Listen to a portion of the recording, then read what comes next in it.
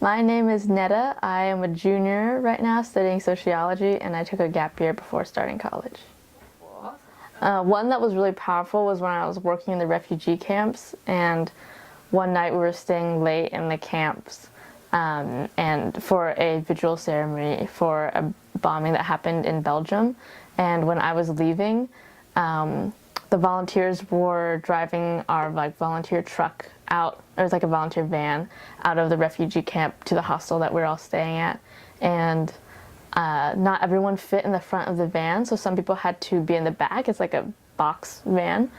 So me and this British dude sat in total darkness in the back of this van, and all we could see is like this little slit of light where the two doors opened up in the back.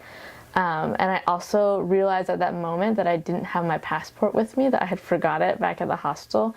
And it's like a very bad thing to not have any proof of your nationality while you're in a refugee camp.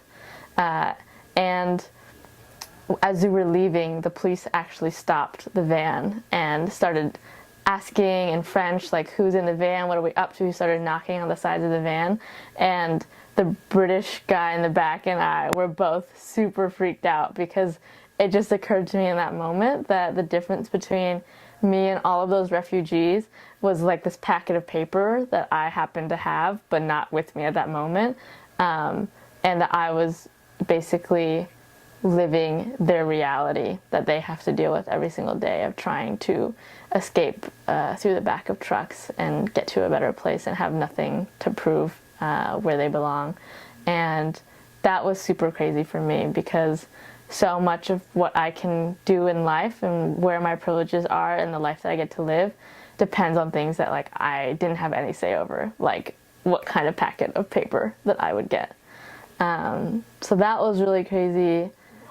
And then another less intense moment, but also a special moment, was when I had finished working in Palo Alto and I had a month to spare while planning out my travels, and I decided to sign up for a ceramics class in the local art studio with all these Palo Alto moms.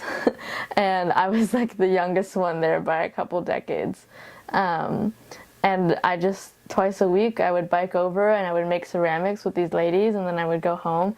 And I didn't really tell anyone about it. I didn't really make it a big deal. I didn't like give my pottery to other people either. And it occurred to me that it was one of the first things that I had done fully for myself, because I wasn't trying to put this on my resume. I wasn't trying to show off to my friends. It was like one of the first things that I just did purely for myself. And I think in school there's actually very little that's like that, and that was really special.